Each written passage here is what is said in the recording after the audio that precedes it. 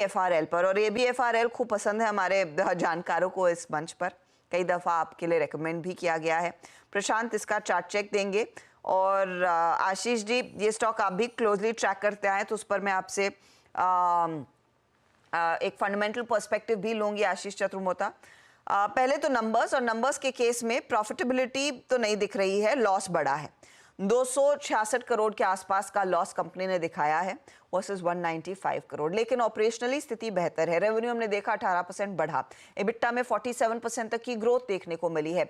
Margin 6.7% से बढ़कर nearly 8.3% पर आए हैं, तो वहां इंप्रूवमेंट देखने को मिला है।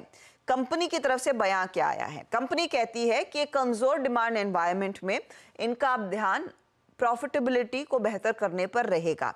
कंजम्पशन डिमांड पिछले 6 से 8 क्वार्टर्स में स्लगिश है, धीमी है, फीकी है। कंपनी ने इनफैक्ट अपने टोटल नेटवर्क में 4664 स्टोर खोले हैं।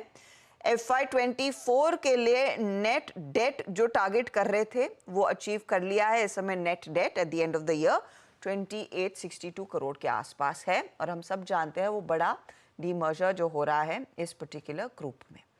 पहले तो आशीष चतुर्मोता, ABFRL नंबर्स पर और ये जो बड़ा कॉर्पोरेट एक्शन कंपनी कर रही है उस बेसिस पर अब स्टॉक में क्या करना है, बताइए।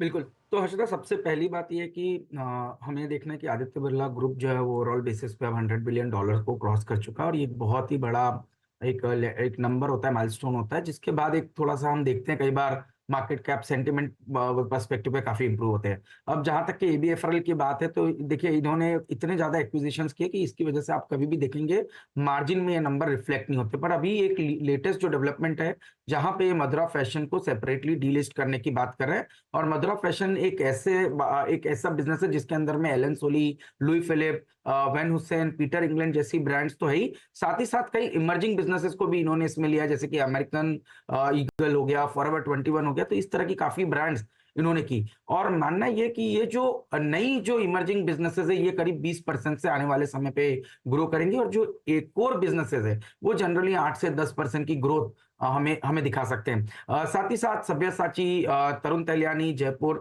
ऐसी कई ब्रांड्स के अंदर में इन्होंने काफी सिग्निफिकेंटली इन्वेस्ट किया। इसकी वजह से आप देखेंगे हमेशा मार्जिन प्रोफाइल इनकी नहीं रही, लॉस कई जगह पे रहा, और उसी सेगमेंट में ट्रेंड जो कंपनी थी उसने एक जबरदस्त री रेटिंग दिखाई। बट अब क्योंकि एक वैल्यू अनलॉकिंग हो रही है, एक डीमर्जर हो रहा है, मुझे लगता है काफी एक अच्छा इंटरेस्ट इस स्टॉक में आता हुआ देखने को मिलेगा। तो हम मुझे मेरा भी मानना है कि बहुत लंबे समय के जो अंडर परफॉर्मेंस रहा, अब एक कैचअप होगा और स्टॉक इवेंचुअली 360-370 की ट्रेजेक्टरी को क्रॉस करता हुआ नजर आ सकता है। ये फिलहाल एबी फैशन पर एक पर्सपेक्टिव। प्रशांत, चार्ट्स पर अब कौन से लेवल्स इंपॉर्टेंट रहेंगे, क्योंकि बीच में अच्छी तेजी दिखी थी और फिर साइडलाइंस पर आ चुका है काउंटर 285 पर, अब अगला पड़ाव क्या रहेगा? तो हर्षा जी, कल और परसों हमने ऑलमोस्ट देखा कि 300 के लेवल पे यहाँ पे एक स्ट्रॉन्ग सेलिंग आई है, सस्टेन नहीं कर पा रहा है।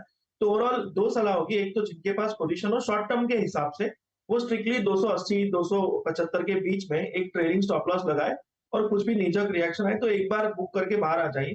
फ्रेश एंट्री कहाँ करनी होगी, तो 265-60 इस जोन में अगर ये स्टॉक मिलता है तो यहाँ पे एक फ्रेश एंट्री की जा सकती है। स्टॉप लॉस स्ट्रिक्टली रखेंगे 245 स्पॉट, और वहां से फिर से आप 300 तक के टारगेट रख सकते हो। रिस्क रिवॉर्ड काफी फेवरेबल हो जाएगा अगर उस लेवल में मिल जाए। ओके, तो ये फिलहाल आपके लिए एबी फैशन एंड रिटेल, और ये स्टॉक वैसे भी हमारे रेडार पर बिग स्टॉक के लिहाज से है, तो उस पर भी आपकी नजरें होनी चाहिए। अच्छा, अब